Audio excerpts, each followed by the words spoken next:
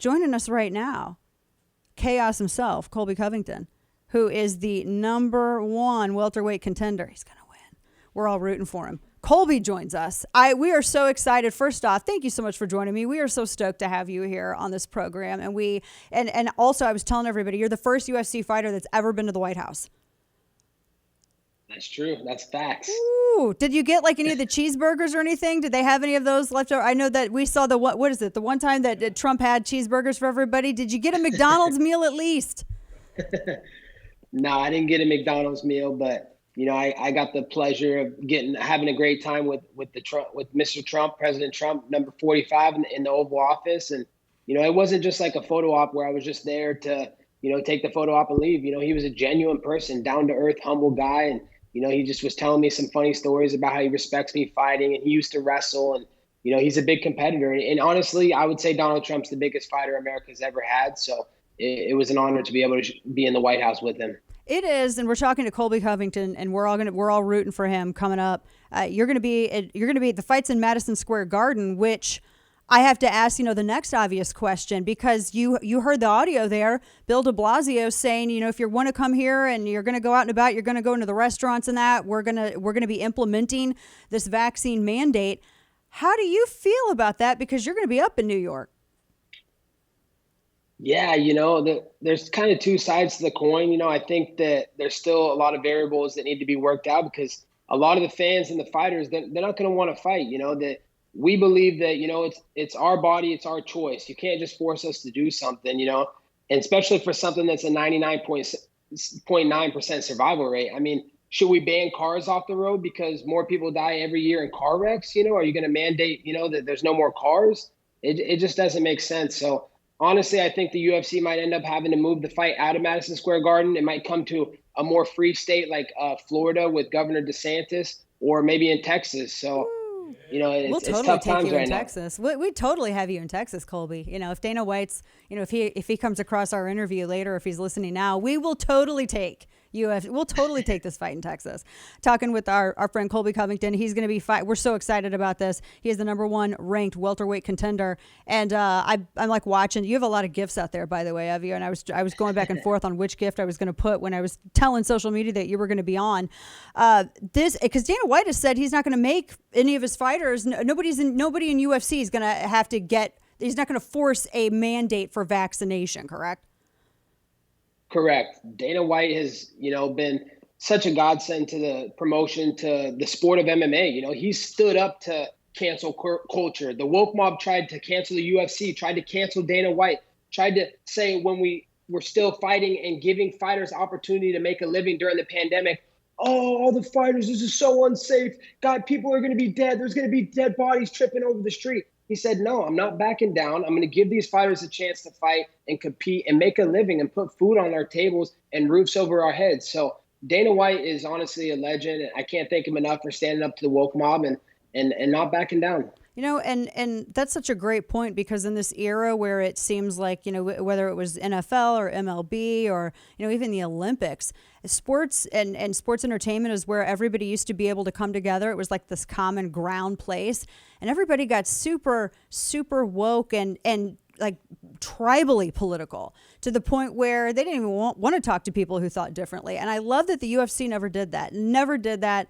I mean, you have your political views, obviously, but it's not. And I love the fact that you're very vocal about that. It's refreshing to hear people be vocal about politics, but not othering people away from feeling included. You know what I mean? And you do that so well. Absolutely. I'm with people that don't agree with me, the same exact narrative and beliefs that I have in politics. I'm not going to sham them. I'm going to agree to disagree. I'm not going to say that their side's wrong. I just don't believe what they believe. All these people that are the vaxxers, they're trying to tell me what I should do with my body, Dana. They're trying to tell me that this is what I need to do to be healthy. Are you kidding me? I'm one of the most in shape athletes in the history of this company. My cardio is unmatched in America. I mean, my blue collar work ethic. If anybody is healthy, it's me. And I should be called doctor. Not Dr. Fauci. I mean, the guy is a little treats and a stooge. He shouldn't be telling me how I should live my life and what's healthy when he's not healthier than me. Yeah, that's actually a really good point, because Colby, you're in camp right now, right? Yep, Yeah, I'm in training camp. exactly. So I know the diets you all have. I watch all the behind the scenes stuff. So my husband and I, we're big MMA fans. We're big UFC fans. He gets into the technical aspects of the fights. And I, being the woman, I get very involved in each individual fighter's story. And I like follow them, and then I have to look at what they say on social media. So we watch it in two very different ways, and we appreciate it like that.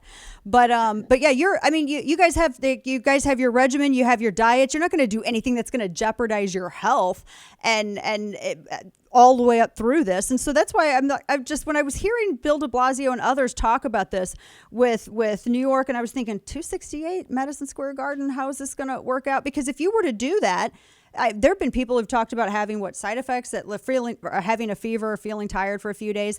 That's not good for you in the middle of training camp. Yeah, that would be the worst thing that could sidetrack me, just keeping me down for a couple weeks because of some vaccine, and it's not even FDA approved, Dana. So we don't even know the side effects. This generation is the lab rats. We're the guinea pigs to this so-called vaccine. They have a vaccine every couple years, but the thing is as an athlete, you look at the percentage rates of athletes. Have you heard of one story, Dana, where an athlete has died from COVID? No. Not to memory. No, we haven't found any. Kane? Yeah, I haven't found any.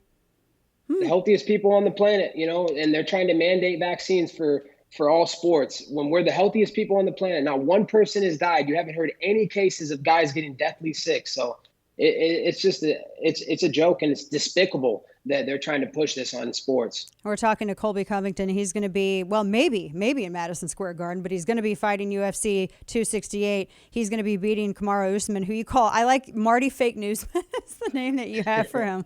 Yeah. Marty Fake Newsman. It's actually very difficult for me now to say his name properly because of what you call him.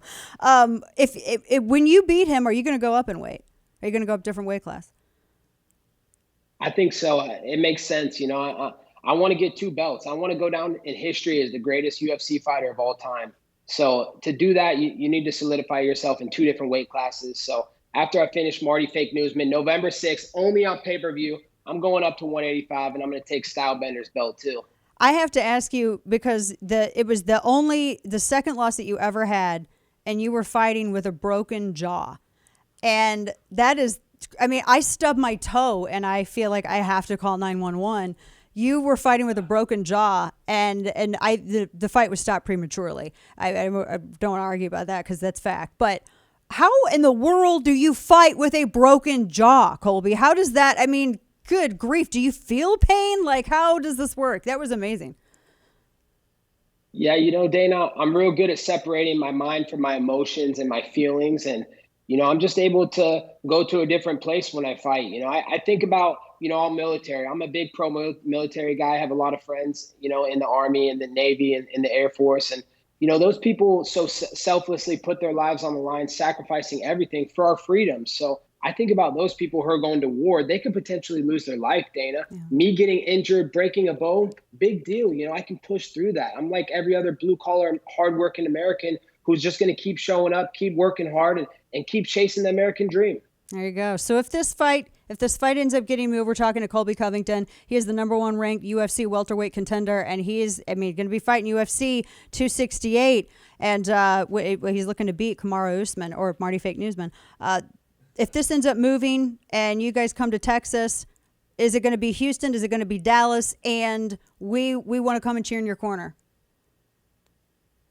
It'd be an honor to have you guys out there. Some of the biggest freedom fighters in America right now. I love what the Loaches are doing for America. You guys are true patriots. So I think it would be in Houston. That's kind of seems like the hot spot, the landing spot for the UFC. They have a good relationship with that government over there. So, it'd be an honor to go over there. Yeah, it would. Well, we would love to have you here. So I'm kind of, I hope it doesn't mess up Dana White's plans. I'm kind of hoping that maybe, they have a game of chicken with Bill de Blasio, and y'all have to come to Texas.